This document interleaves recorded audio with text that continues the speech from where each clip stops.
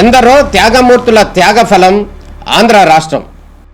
నేడు ఆంధ్రప్రదేశ్లో ప్రజలు సుఖ సంతోషాలుగా ఉన్నారా? ప్రస్తుతం ప్రజల మధ్య ఉన్న కులాల కుంపట్లు ఎవరి కోసం? చంద్రయాన్ రాకెట్ యుగంలో కూడా వర్ణ విభేదాలు దేనికి సంకేతాలు? రాజకీయ పార్టీల నేతలు ఏం చెప్తున్నారు? నేటి కాలంలో ప్రపంచాన్ని శాసించే మన యువత మేధాశక్తి ఏం కోరుకుంటుంది? తెలుసుకోవాలంటే ఆంధ్ర యువగలం.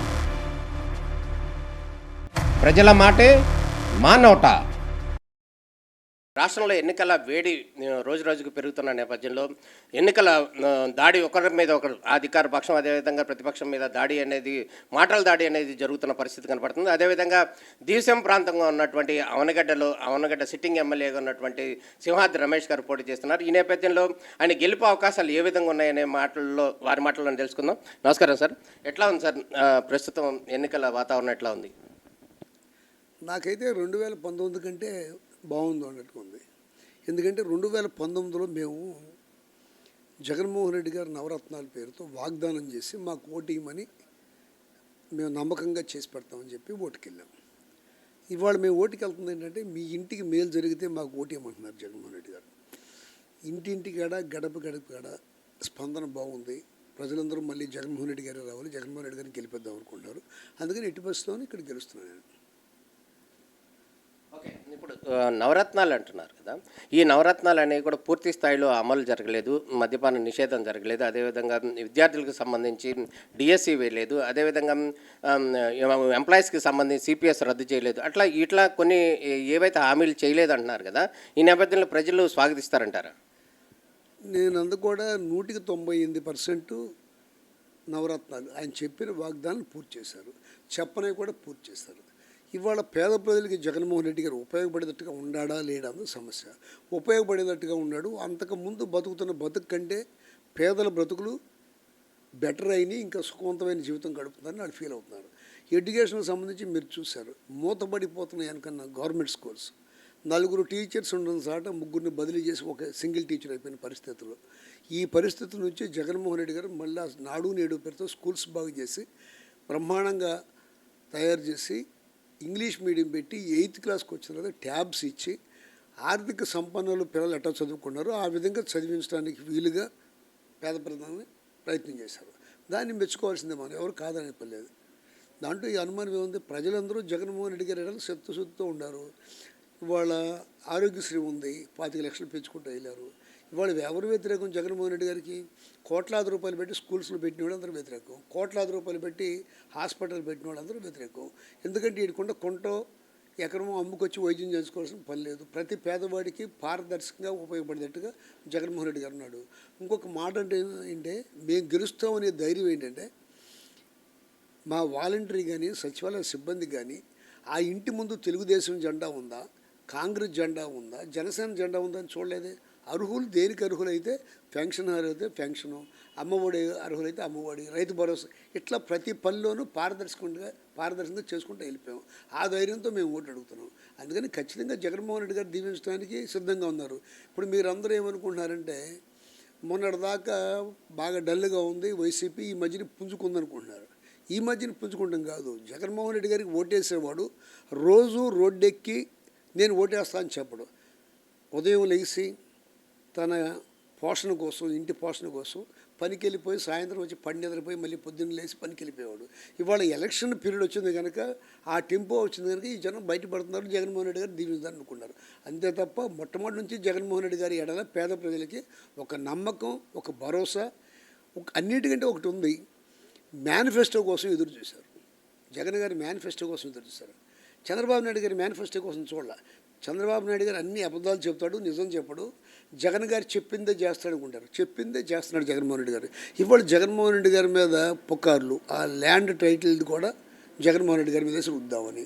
అట్లాగే ఇవాళ కొన్ని బటన్స్ నొక్కిన తర్వాత కూడా డబ్బులు చారనీయకుండా ఆపారు, ఎలక్షన్ కమిషన్ ఆపింది. అది కూడా చేసింది చంద్రబాబు నాయుడు గారు. అది కూడా ఏం చెప్తున్నాడు? కాపుల కోసం ప్రత్యేకంగా ఆపాడు అని చెప్తున్నారు. కాపు భరోసా ఇవ్వలేదు, కాపు నేస్తం ఇవ్వలేదని చెప్తారు. కాపు నేస్తం ఆపడానికి 4 సంవత్సరాల పాటు ఇచ్చి 5వ సంవత్సరం ఎలక్షన్ పీరియడ్లో ఎవరిని ఆపుతారా? అది చంద్రబాబు నాయుడు గారు ట్రిక్స్, ఇటువంటివన్నీ చీప్ ట్రిక్స్. ఇవన్నీ పట్టించుకోవట్లా జనం. జగన్ గారు అంటే ప్రేమ ఉంది, అభిమానం ఉంది, చెప్పింది చెప్పినట్టు చేస్తాడని నమ్మకం ఉంది.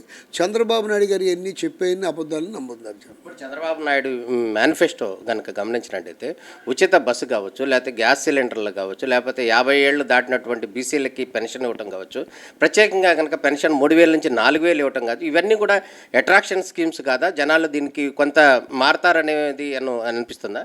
స్కీములు పెడుతున్నాం మొనగాడు కదా చంద్రబాబు నాయుడు గారు. 14లో చాలా చెప్పాడు, మీ బంగారం మీ ఇంటికి వస్తుందన్నాడు, రైతు రుణమాఫీ చేస్తాడు. ఏం చేశాడు? ఏం చేయలేదు కదా. చివరికి వీటిని అన్నింటినీ మాయ చేయడం కోసం పసుపు కుంకుమ పేరుతో వేశాడు. మళ్ళా ఆయన మేనిఫెస్టో అలాంటిదే. వాటన్నిటికీ నాకు తెలియగలుగుతాను. నిన్నటి దాకా జగన్మోహన్ రెడ్డి గారిని శ్రీలంక అయిపోతుంది ఈ బటన్ నొక్కడం మూలంగా అన్నాడు. ఇవాళ అంతకంటే ఎక్కువ ఇస్తానన్నాడు. ఇప్పుడు ఎట్లా సాధ్యం అవుతుంది? సాధ్యం కాని పనులు. జగన్మోహన్ రెడ్డి గారు ఒకటే మాట చెప్పారు, ఈ రాష్ట్రంలో ఉన్న బడ్జెట్ని బట్టి నేను ఇంతవరకు చేయగలుగుతాను, నన్ను నమ్మండి అని చెప్పాడు. ఇచ్చారు. పోయినసారి ఎంత కష్టమైనా ఇచ్చిన మాట నిలబెట్టుకున్నాడు. మళ్ళా నిలబెట్టుకుంటాడని జగన్మోహన్ రెడ్డి గారి మీద నమ్మకం తప్ప చంద్రబాబు నాయుడు గారి మీద ఏమాత్రం ప్రజలు నమ్మరు. ఆ మేనిఫెస్టో లాగానే 14 లాగానే బుట్టదాఖలు చేస్తాడు. ఏం ఉపయోగం ఉండదు. అది అందరికీ తెలిసిన సంగతే. ఇంకా ఎన్నైనా ఇస్తాడు, ఇంకా పథకాలు కూడా పెంచుతాడు కావాలంటే, కానీ ఉపయోగపడేవి కాదు. ఇప్పుడు పక్కన బీజేపీ కావచ్చు, జనసేన కావచ్చు, టీడీపీ కావచ్చు, ఈ 3 పార్టీలు కూడా మీ మీద దాడికి సిద్ధంగా వస్తున్న పరిస్థితి కనపడుతుంది. దీన్ని ఎట్లా అర్థం చేసుకోవచ్చు? మీరు ఆ 3 పార్టీని ఎట్లా ఎదుర్కోగలుగుతారు? నాకు తెలియగలుగుతాను. ఇప్పుడు నాకు ఫలానందుకు ఓటు ఇమ్మని వాళ్ళు అడుగుతున్నారా? ఆ 3 పార్టీల వాళ్ళు నన్ను ఫలానందుకు నాకు ఓటు ఇమ్మని ఎవరు అడగట్లా. వాళ్ళు అడిగేది ఏంటంటే జగన్మోహన్ రెడ్డి గారు సైకో, ఆయన ఓడిద్దాం ఉంటారు. అది తప్ప ఇంకా వాళ్ళ దగ్గర ఏముంది?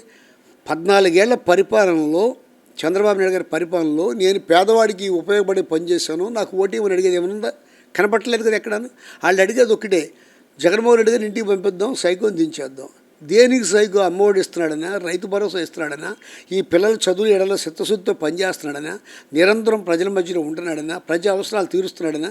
దేనికి సైకో చెబితే వాళ్ళు ఫలానా దానికి ఆయన ఓటు వేయొద్దని చెప్పట్లా. ఒకటే ఒక మాట, ఆ మాట మాట్లాడతాను. వీళ్ళకి ఎందుకు ఓటు వేయాలో కూడా చెప్పట్లా. వీళ్ళకి ఎందుకు ఓటేది? ఇప్పుడు పవన్ కళ్యాణ్ గారు ఉన్నారు, ఆయన చెప్పాల్సింది ఏంటి? కొత్తగా రాజకీయాల్లోకి వచ్చినప్పుడు ఎన్టీ రామారావు గారి పరిపాలన బాగా చేశాడు, రాజశేఖర రెడ్డి గారు చేశాడు, ఇవాళ జగన్మోహన్ రెడ్డి గారు చేస్తున్నాడు, పేదల ఇళ్లలో కొన్ని మంచి స్కీములు పెట్టాడు, అంతకంటే మంచి చేస్తా అని చెప్పాలి. అట్టా కాకోకుండా తొక్కుతా, తాట తీస్తా, తోలు తీస్తా, ఎవరిని తీస్తారు, ఎవరిని తొక్కుతారు? అవన్నీ సభ్యత గారు ఆ మాటలకు కాదు. ఇవాళ జగన్మోహన్ రెడ్డి గారు అనేవాడు ఒక నమ్మకం ప్రజల మధ్యలో కలిగించాడు, ఆ నమ్మకాన్ని నిలబెట్టుకున్నాడు. మళ్ళీ ఆ నమ్మకం మీదే మళ్ళీ ఎలక్షన్కి వస్తున్నాడు. ఒకే ఒక్క మాట చెప్పాడు, నేను మీ కుటుంబానికి మీకు ఉపయోగపడ్డా అనుకుంటే ఓటేయండి అని అడుగుతున్నాడు. మొన్న ఈ మధ్య నేను మా ఎంపీ గారు పెద్దపురంలో తిరుగుతూ ఒక ఇంటికి వెళ్ళాం. ఆ ఇంటి దగ్గర అమ్మ ఓటేయమని అడిగితే ఆయన వచ్చి, ఎవరు బాబు అండి? సత్యనారాయణ గారు అబ్బాయి అండి, ఎంపీకి పోటీ చేస్తున్నాను. మీ నాన్నగారు వెనకాల 15 ఏళ్ళు తిరిగాను, 15 ఏళ్ళు తిరిగాను అని అన్నాడు. అయితే ఈయనకి ఓటేయమన్నా. ఆయన అంద ఏంటంటే, నేను కరుడు కట్టిన తెలుగుదేశం అండి, నేను చంద్రబాబు నాయుడు గారు తప్ప వేరే ఓటేను అన్నాడు. సరే అమ్మని నమస్కారం పెట్టి వెనక్కి తిరిగా. ఆ ఇంటి ఆవిడ కేకేసింది, అయ్యా రమేష్ నుంచోమంది.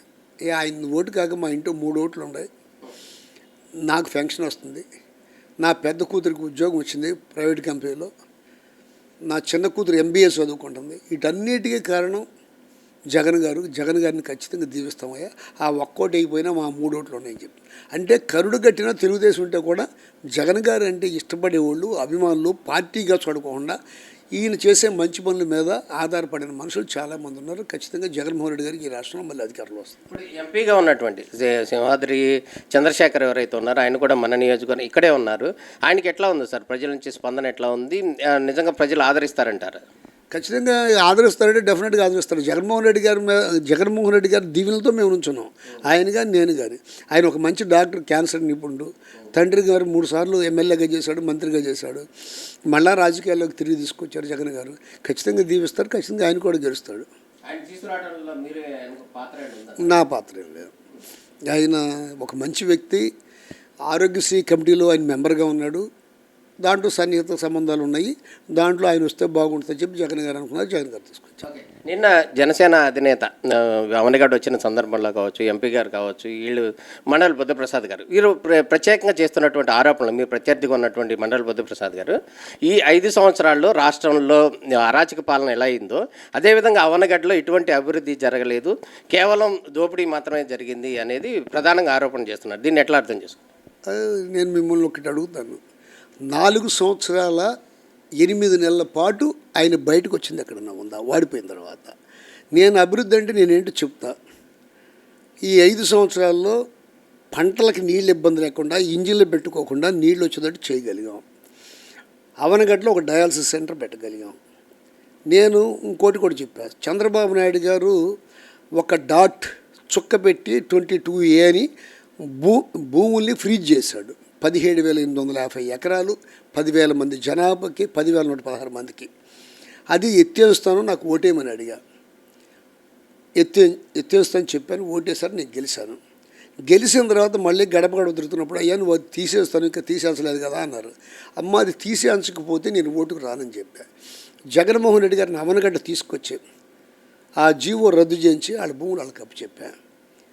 డయాలసిస్ సెంటర్ పెట్టించానని చెప్పా. ఇంకొక పెద్ద విషయం ఏంటంటే, ఇవాళ ఆ బ్రిడ్జి మీదగా నడిచి వస్తా అన్నాడు, మరి నడిచి రాకపోతే ఓటు అడుగుతున్నాడు. ఇప్పుడు ఎట్టా అంటున్నారు. ఆ బ్రిడ్జికి, ఏటి మగ బ్రిడ్జికి 2 సంవత్సరాలు కరోనా టైం పోయింది. ఆ కరోనా టైం పోయినా జగన్మోహన్ రెడ్డి గారు ఉన్న బాధలు చెప్పాను. 10,000 మంది జనాభా ఉన్నారన్న, అక్కడ హార్ట్ అటాక్లు వచ్చినా, డెలివరీ కేసు వచ్చినా ఇబ్బంది పడతారు, 5-6 గంటలు టైం పడుతుంది అంటే అటువంటి ఊరు అక్కడ ఉంటే మనం ఎట్లా ఊరుకుంటాం. ఆ బ్రిడ్జి నేను శాంక్షన్ ఇస్తా అన్నారు. ఇదిగో జీవో 13/4/2022లో ఆ బ్రిడ్జికి శాంక్షన్ ఇచ్చారు. నబార్డ్ నిధులు శాంక్షన్ అయినాయి. ఇది ఎందుకు లేట్ అయిందంటే, ఒక పాపాత్ముడు అంటే ఒక దుర్బుద్ధితో మా పాత ఎంపీ, మా పార్టీలో ఉన్న బాలశౌరి గారు దీన్ని ఏం చేశాడంటే, నేను ఇది పిలవమని అడిగితే మళ్ళీ కొత్తగా ఎస్టిమేట్ అయ్యి ఏమైందంటే, ఇది రేటు పెరిగినాయి. ఈ రేట్లు పెరగటం మూలంగా 110 కోట్ల దల్లా 140 కోట్లు అయింది ఆ బ్రిడ్జికి. ఆ 140 కోట్లు అయితే నేను అడిగింది ఏంటంటే, బ్రిడ్జి వరకు ఎంత అవుద్దని అడిగా. 109 కోట్లు అవుతుంది. 109 కోట్లు పిలిచేయండి, డబ్బులు ఉన్నాయి కనుక. బ్యాంకులో డబ్బులున్నా నబార్డు వచ్చి 109 కోట్లు బ్రిడ్జికి పిలిచేయండి. అది కన్స్ట్రక్షన్ జరుగుతూ ఉంటుంది. ఈ లోపల అప్రోచ్ రోడ్లకి డబ్బులు తెచ్చుకుంటాం, శాంక్షన్ తెచ్చుకుంటాం, పెంచమన్నా. ఇదిగో అదిగో అని తాత్సారం చేశారు. ఎందుకు తాత్సారం చేస్తున్నారని గట్టిగా నిలదీస్తే, నీకు ఇంకెవరిదైనా సపోర్ట్ లెటర్ తెచ్చుకోమన్నారు. నేను ఎమ్మెల్యే కదా, నేను ఇంకో సపోర్ట్ లెటర్ తెచ్చుకుంటే ఇది అన్యాయంగా ఉందని చెప్పి గట్టిగా మాట్లాడితే, మీ ఎంపీ గారు నబార్డుకి మళ్ళీ పంపించమన్నారని 140 కోట్లు శాంక్షన్ వచ్చిన తర్వాత చేద్దామన్నారు అన్నాడు. నేను అడిగింది తప్ప రైట్ అంటే, మీరు అడిగేది రైటే కానీ మేమేం చేయలేమన్నారు. అప్పుడు వెళ్ళి ఆర్ఎన్బి మినిస్టర్ గారి దగ్గర లెటర్ తీసుకొచ్చినా మళ్ళా చేయలే. మళ్ళా చెబితే మళ్ళీ నిలదీస్తే మళ్ళీ అదే మాట చెప్పారు. అప్పుడు సీఎం గారి దగ్గరికి వెళ్తే సీఎం గారు ఆఫీసర్స్ని క్యాకేసి వెంటనే 110 కోట్లు ఉన్నప్పుడు 109 కోట్లతో బ్రిడ్జ్ అవుతుంటే టెండర్ పిలవండి, పని జరుగుతూ ఉంటుంది, ఈలోపు ఆ శాంక్షన్ తెచ్చుకుందామని చెప్తే అప్పుడు టెండర్ పిలిచారు. అది ఎప్పుడే అయిందంటే 2023 డిసెంబర్ నాటికి నవంబర్లోనూ పిలిచారు. ఈ ఎలక్షన్ పీరియడ్ అవ్వడం మూలంగా కాంట్రాక్టర్ రాల. ఈ పాపమంతా ఈ నడిపిందంతా బాలశౌరి గారు. ఇవాళ వచ్చి నంగనాసి కౌరులు చెప్తున్నాడు. నిన్న కూడా వెళ్ళి పర్యటన చేసి చాలా కథలు చెప్తున్నాడు. 6 నెలల్లో పూర్తి చేస్తా అంట. వాళ్ళు గవర్నమెంట్ వస్తుంటే, ఎక్కడ గవర్నమెంట్ వచ్చేది అక్కడ నువ్వు పూర్తి చేస్తా అక్కడ. అది నువ్వు నేను ఎవరు చేయకపోయినా అవి నబార్డు నిధులు వచ్చినాయి, అందులో శాంక్షన్ అయిపోయింది. ఒకసారి టెండర్ పిలిచారు. ఇది అయిపోగానే ఎలక్షన్స్ అయిపోగానే టెండర్ పిలుస్తారు, టెండర్కి ఎవరు వస్తారు, బ్రిడ్జ్ అవుతుంది. ఇవన్నీ ఏంటి, అన్నీ అయిపోతుంది. ఇంకో మాట చెప్తున్నాను ఇక్కడ పద్దాక, ఎవరినన్నా తిట్టమంటే తిట్టను కానీ సిఎస్ఆర్ ఫండ్స్ తీసుకొచ్చి నేను ఏ పని ఏం చేస్తాను, పోర్ట్ తీసుకొచ్చా, అట్లాగే మెడికల్ కాలేజీ తెచ్చా అన్నాడు. ఈ రాష్ట్రంలో జగన్మోహన్ రెడ్డి గారు 17 మెడికల్ కాలేజీలు పెట్టారు. ఆ 17 మెడికల్ కాలేజీల దగ్గర ఈయన ఎంపీగా ఉన్నాడా? 4 పోర్టులు వచ్చి 4 పోర్టుల దగ్గర ఈయన ఎంపీగా ఉన్నాడా? ఇది చేసింది రాష్ట్ర ముఖ్యమంత్రి గారు జగన్మోహన్ రెడ్డి గారు. దాన్ని ఆ పేరు నువ్వు చెప్పుకునేది పోయి నువ్వే చేయించానని చెప్పుకుంటేట ఇది. ఇదంతా ఏంటంటే, నిన్నటిదాకానేమో వైసీపీని పొగిడావు, వైసీపీలో ఉండవు. ఇవాళ నీకు అందులో సీటు రాలేదనో ఇంకో కారణాలతోనో ఏదో ఒకటి పెట్టుకుని నేను దీన్ని ఇట్లా మాట్లాడడం తప్పు. ఇక్కడ ఎట్టి పరిస్థితుల్లోనూ జగన్మోహన్ రెడ్డి గారు గెలుస్తున్నాడు, నేను గెలుస్తున్నాను, మా ఎంపీ గారు గెలుస్తున్నాడు, చంద్రశేఖర్ గారు. ఆ గ్లాస్ మీద పోటీ చేసి గెలవరు. మీరు అడిగారు బుద్ధప్రసాద్ సంగతి ఇందాక నన్ను విమర్శ చేస్తున్నాడని. అసలు విమర్శ చేయడానికి ఆయన నన్ను ఎట్లా విమర్శ చేయగలడు? 5 సంవత్సరాల పాటు 2 సంవత్సరాల కరోనా టైంలో జనం మధ్య ఉండ కరోనా 50 బెడెడ్ హాస్పిటల్ పెట్టించా, చావు దగ్గర ఉండ, బతుకు దగ్గర ఉండ, చేను దగ్గర ఉండ, నిరంతరం ప్రజల మధ్యలో ఉండ. నువ్వు ఇంటికాడ పడుకును హైదరాబాద్ పోయావు, ఎవడన్నా పలకరిస్తే పలకరించుకొని వెళ్ళిపోయాడు. నీకు నాకు కంపారిజన్ ఏంటి? నేను ఇసుక మట్టి తింటే ఏంటి? నువ్వు ఒక మాట కూడా అన్నావు, సంపాదించని అంటున్నావు. సంపాదించుంటా నేను. ఎందుకు సంపాదించానంటే నా ఈ చెరువులు ఉన్నాయి, కోళ్ళ ఫారాలు ఉన్నాయి, నాకు టెక్కల దగ్గర ఒక గ్రానైట్ క్వారీ ఉంది, నేను వ్యాపారస్తుడిని. అసలు నువ్వేం చేసి సంపాదించావు? నువ్వు ఎట్ట ఖర్చు పెడతావు చెప్పు డబ్బులు? నీకు ఎక్కడి నుంచి వచ్చిన డబ్బులు? మీ తండ్రి గారు ఏమైనా వ్యాపారం చేశాడా? నువ్వేమైనా వ్యాపారం చేసావా? నేను వ్యాపారస్తుడినే, అందరికీ తెలుసు. చిన్నప్పటి నుంచి నేను వ్యాపారాల్లో ఉన్నాను. నువ్వు నన్ను మాట్లాడతానికి నువ్వు అర్హుడు ఎక్కడే? అసలు నీకు సీట్ అడిగే అర్హత, ఓటు అడిగే అర్హత నీకు ఎక్కడితే? ఒకసారి ఏమో ఆ బ్రాహ్మణ గారి అబ్బాయి సీటు కాల్ చేసావు, కాంగ్రెస్లోంచి తెలుగుదేశంలోకి వచ్చి. అదేవిధంగా బ్రాహ్మణ గారి అబ్బాయి కనీసం వాళ్ళ తండ్రి పేరు ఆ బ్రిడ్జికి పెట్టించమంటే పెట్టించినంత ఈర్ష్యపరుడు నువ్వు. అప్పుడు పెట్టించకపోతే బ్రాహ్మణ గారి అబ్బాయితో మేము చెప్పాము, జగన్మోహన్ రెడ్డి గారితో నేను చెప్పిస్తాను, నేను వేరే పార్టీలో ఉన్నానంటే వేరే పార్టీలో ఒక మంచి వ్యక్తి పేరు పెడతానని జగన్మోహన్ రెడ్డి గారు ఇబ్బంది పడ్డాను. అట్లాగే జగన్మోహన్ రెడ్డి గారిని అడిగాం, జీవో చేశాడు, ఆ జీవో చేసి ఆయన పేరు పెట్టారు. ఈ మధ్య విగ్రహం కూడా పెట్టాం. ఇంకొక మాటలో చెప్పంటే ఆయన తెలుగుదేశంలో ఎంపీ, అవనగడ్డలో ఎమ్మెల్యే, మచిలీపట్నం ఎమ్మెల్యే, జిల్లా ప్రెసిడెంట్ చేశాడు తెలుగుదేశంలో. అయినా జగన్మోహన్ రెడ్డి గారు ఒక మంచి మనిషి, అటువంటి వాడి పేరు పెట్టడం న్యాయమేనని చెప్పి ఒక మంచి మనసుతో పేరు పెట్టగా మా నాయకుడే అటువంటి ఆయన. ఈయన ఒక గంటకు ఒక దూకుతాడు. నిన్న కాక మొన్న 6% జనసేన ఏంటి, దాంట్లోకి వెళ్ళి చిచ్చిచ్చి నేను కండవాలు మార్చాను, ఆ బుద్ధి నాకు లేదు, అది అన్నాడు, ఇది అన్నాడు, డాంబికలు పలికాడు, స్వేచ్ఛాజీవన్ అన్నాడు, చిలకన్ అన్నాడు, రామచిలకన్ అన్నాడు. ఎన్ని కళ్ళబోలి మాటలు, పచ్చి అబద్ధాలు వేసిన దగ్గర నుంచి నీ దగ్గర నీతి లేదు, నిజాయితీ లేదు, అబద్ధాలు పుట్ట. నువ్వు పులిగడ్డ పెనుగూడు దగ్గర కూడా మేము చేసిన ఉద్యమంతో బ్రిడ్జ్ వస్తే నువ్వు అది కాల్ చేసి మీ నాన్న పేరు ఎంచుకున్నావు. ఆ రోజు నాకు రాజకీయాలతో పని లేదు. నువ్వు చేదైనా ఎవరన్నా చేసిన పని నీ ఖాతాలు వేసుకుంటావు తప్ప, అవనగడ్డలో నేను ఈ ఫలానా పని చేశాను, నాకు ఓటేయమని అడిగే హక్కు నీకు ఎక్కడితో చెప్పు? డెల్టా ఆధునీకరణలో 165 కోట్లు శాంక్షన్ అయితే వాటిని అవుట్ ఫాల్స్ ఫీజు కట్టించుకోకుండా వంతెన పక్కన కట్టించుకెళ్ళావు. కోడూరు రోడ్డు ఏం చేసావు నువ్వు? కోడూరు రోడ్డుని నీ బంధువుకి ఇప్పించి 15 రోజులు రోడ్డు పోయేటట్టు చేసావు. మళ్ళీ మొన్నటిదాకా మేము వేయలేదు అని గొడవ పెట్టావు. నేను ఒకటే మాట చెప్పా, కోడూరు రోడ్డు వేసిపోతే ఓటుకు రానని చెప్పా. అన్నమాట నేను నిలబెట్టుకోవడానికి కారణం ఏంటంటే 22A కానీ బ్రిడ్జ్ కానీ ఇవన్నీ నిలబెట్టుకోవడానికి కారణం మా నాయకుడు జగన్మోహన్ రెడ్డి గారు.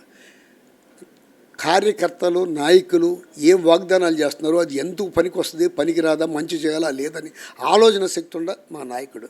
ఆయన మీద నమ్మకంతో మేము ఆ వాగ్దానం చేసాం, నెరవేర్చగలిగాం. ఆయన క్రెడిబిలిటీ ఉంది, నిజాయితీ ఉంది మా నాయకుడి దగ్గర. మీ నాయకుడి దగ్గర ఎన్నిపోటుల తత్వం, పొద్దున ఒక మాట, సాయంత్రం ఒక మాట మీరు. అదేవిధంగా ఈయన కూడా ఇక్కడ బుద్ధప్రసాద్ కూడా అంతే. వీళ్ళన్నీ చెప్పని కళ్ళబలి మాటలు జనం నమ్మరు. ఖచ్చితంగా ఈ నియోజకవర్గంలో మళ్ళీ మేమే గెలుస్తున్నాం. ఇప్పుడు బుద్ధప్రసాద్ గారి విషయంలో కనుక గమనించినట్టయితే మొన్నటి వరకు టీడీపీకి ఉన్నటువంటి పరిస్థితుల్లో జనసేన నాయకులు కూడా కొంతమంది వ్యతిరేకించారని, వారందరూ కూడా పూర్తి స్థాయిలో మద్దతు ఇస్తున్నారని మీరు అనుకుంటున్నారు? అది ఆయనకి తెలియాలి మద్దతు ఇస్తున్నారు. నేనైతే ఏమనుకున్నా అంటే ఆయనకు ఒక స్నేహితుడు, ఒక పార్టీ నాయకుడు మనస్ఫూర్తిగా ఆయన ఎమ్మడి తిరుగుతున్నారని ఏం లేదు. పార్టీ కోసమో వాళ్ళకుండా పార్టీ కోసం ఉన్న ఇబ్బందులు బట్టి ఆయన ఎమ్మడి తిరగాలి తప్ప ప్రేమతో ఆయన్ని గెలిపించాలి, ఆయన గెలిచి వచ్చి మనకి ఏదైనా ఉపయోగపడతాడనేది ఏమి లేదు. ఈ మధ్య నా దగ్గర నుంచి కూడా కొంతమంది పంచాయతీ ఎలక్షన్స్ తర్వాత పనులు చేయించుకోవడం కోసం నా దగ్గరికి వచ్చి మళ్ళీ వాళ్ళు వెళ్ళిపోయారు. వాళ్ళు వెళ్ళిపోయిన దాన్ని ఏదో పెద్ద బలంగా చూపించుకున్నాడు. నేను గెలిచేటప్పుడు వాళ్ళు నాతో లేరు, ఇప్పుడు నాతో లేరు, నాకేం ఇబ్బంది లేదు. మళ్ళీ ఎదురుగి వాళ్ళు ఇప్పుడు వెళ్ళిన వాళ్ళు ఉన్నారే, ఆయన వాడిపోతాడు, ఎదురుగి ఆయన తిడతాడు, మళ్ళీ నా దగ్గరికి రమ్మంటున్నాను. నేను ఏదంటే పర్యటన చేసి పెడతా వాళ్ళకి కూడా. రాష్ట్ర వ్యాప్తంగా ఎట్లా ఉన్నా కూడా ప్రత్యేకంగా అవనగడ్డ నియోజకవర్గానికి సంబంధించి మీరైనా ప్రత్యేకంగా హామీలు ఏమైనా ఇవ్వదలుచుకున్నారా అవనగడ్డ నియోజకవర్గ ప్రజలకు సంబంధించి? నేను చెప్పాను కదా, నేను హామీలు ఇవ్వటమంటే డయాలసిస్ సెంటరు, ఎత్తిపోతల పథకాలు, కాలువలకు నీళ్లు, మంచినీళ్ళు. మాకు కొంచెం ఇబ్బంది ఏంటంటే జనాభా పెరిగారు, చెరువులు పాత చెరువులే. ఆ డ్రింకింగ్ వాటర్ కోసం చెరువులు పెద్దవి తవ్వాల్సి ఉంది. తర్వాత అవనగడ్డ డ్రైనేజ్ సిస్టమ్స్ డబ్బులు శాంక్షన్ అని ఆ వర్కింగ్ పూర్తి కాల. కంపోస్ట్ యార్డ్కి కూడా డబ్బులు శాంక్షన్ ఇచ్చారు. ఆ కంపోస్ట్ యార్డ్ పూర్తి కాకపోవడానికి కారణం ఏంటంటే ఎక్కడ పెడతానంటే అక్కడ పిటిషన్లు పెడుతున్నారు వాళ్ళు. పెడతాం వల్ల లేట్ అయింది. ఒక ఎడ్లంకి వంతున ఉంటుంది, ఈ పూర్తి చేయాల్సిన బాధ్యత నా మీద ఉంది. ఖచ్చితంగా పూర్తి చేస్తాను. మళ్ళా చెప్తున్నా, మీ కష్టంలో, మీ సుఖంలో, మీ సంతోషంలో నేను మీతో పాటు ఉన్నవాడిని 360 రోజులు మీ ఊళ్ళోనే మీతో పాటే ఉంటా. నేను ఎక్కడన్నా వలస వచ్చినాను కాదు. నా సంగతి చిన్నప్పటి నుంచి మీ అందరికీ తెలుసు. మళ్ళీ నన్ను దీవించండి, మా చంద్రశేఖర్ గారిని దీవించమని అడుగుతున్నాను. ఇప్పుడు అవనగడ్డకు సంబంధించి ఫైనల్గా మాజీ మంత్రిగా ఉన్నటువంటి మండల బుద్ధప్రసాద్ డిప్యూటీ స్పీకర్ చేశారు. ఆయనకు జాతీయ స్థాయిలో కూడా ఒక స్టేచర్ ఉన్నటువంటి వ్యక్తి ఒక పక్కన, ఇంకో పక్కనేమో మీరు సింహాద్రి రమేష్ గారిని మీరు కూడా సిట్టింగ్ ఎమ్మెల్యే పోటీ చేస్తున్నారు. నియోజకవర్గ ప్రజల్ని ఏం కోరుతున్నారు? ఫైనల్గా మీరు ఎవరిని నమ్మాలంటున్నారు, ఎవరిని ఆశీర్వదించమని కోరుతున్నారు? ఆయన మీరు ఏదో చెప్పారు, ఒక మాట, పెద్ద మాట మాట్లాడారు. క్రెడిబిలిటీయో ఏదో నిజాయితీయో ఉన్నారు. ఏం నిజాయితీ చెప్పండి? కాంగ్రెస్లో ఉండి తెలుగుదేశంలో సీటు సంపాదించుకున్న ఒక ఆయన తగ్గొట్టించి ఇప్పుడు జనసేన టికెట్ డిక్లేర్ అయిపోయి ముగ్గురునో సర్వేలు చేసి ఆ నలుగురిలో ఒకరికి సీటు వస్తుందని చెప్పుకుంటూ ఉన్నారు. ఆ సీటు కాగజేశాడు. అసలు ఆయన క్రెడిబిలిటీ ఏంటి? చెప్పే మాటకి చేసే పనికి పొందడం లేదు. నేనా నిరంతరం నా దగ్గరికి వచ్చి అర్ధరాత్రి గారు తలుపు కొట్టినా నేను లెగుస్తా. హాస్పిటల్కి వచ్చి ఎవరన్నా ఫోన్ చేస్తే ఎవరన్నా పంపించడం, ఎవరో లేకపోతే నేనే డ్రైవర్ లేకపోయినా గన్మ్యాన్ లేకపోయినా హాస్పిటల్కి అక్కడికి వెళ్ళి అది ఎంత ఇబ్బందికరమైందో చూసుకుని దానికి వైద్యం చేస్తూ వీటన్నిటితో నేను మమేకమై ఉండా. ప్రజల మధ్య మమేకమై ఉండా. కరోనా టైంలో ఎవరో కనపడిన రోజుల్లో, ఇప్పుడున్న ప్రతిపక్షాల్లో ఒక్కళ్ళ కూడా ఇళ్లలోంచి బయటకు రాని రోజుల్లో హాస్పిటల్స్ చుట్టూ జనం చుట్టూ ఇంటింటికి తిరిగి ఎక్కడన్నా కరోనా వచ్చితే అక్కడ అద్దెకుంటుంటే వాళ్ళు వెళ్ళిపోమంటే వాళ్ళకి నచ్చజెప్పి మంచి చేశాను తప్ప ఇంకోటి కానీ కాదు. జనం ఖచ్చితంగా మనస్ఫూర్తిగా నన్ను నమ్మారని నేను అనుకుంటున్నాను. ఎందుకంటే నేను చేసిన పనులే నాకు మంచి. అన్నిటికంటే మించి మా నాయకుడిది ఉంది. మా నాయకుడి దగ్గర క్రెడిబిలిటీ ఉంది, నీతి ఉంది, నిజాయితీ ఉంది. అటన్నిటి మూలంగా 80% ఇక్కడ గెలుస్తాం. ఆయన దగ్గర నీతి లేదు, నిజాయితీ లేదు. ఆ నాయకుడి దగ్గర అంతకంటే లేని పరిస్థితి ఉందని చెప్పని ఎన్నుపోట్లు, పూటకో మాట, గంటకో అబద్ధం. ఈ మేనిఫెస్టో అంటే సందమానం కింద తీసుకొచ్చి పిల్లలకి ఇచ్చినట్టే ఆ మేనిఫెస్టో. పిల్లడు చందమామ తీసుకురమ్మంటాడు, కాసేపటి తీసుకొస్తారని చెప్తారు. అట్లా తీసుకొచ్చి చెప్పినట్టే తప్ప ఆ మేనిఫెస్టో అనేది బుట్టదాఖలయ్యే తప్ప ఎందుకు పనికి వచ్చేది కాదు. జగన్ గారు ఇచ్చిన మేనిఫెస్టో ఖురాను, భగవద్గీత, బైబుల్లాగా చూడమన్నాడు. అట్లాగే జనాన్ని నమ్మించాడు. ఆ నమ్మకంతో చేశారు. ఇది సింహాద్రి రమేష్ గారు, అవనగడ్డ ఎమ్మెల్యేగా ఉన్నటువంటి సింహాద్రి రమేష్ చెప్తున్నటువంటి వర్షను.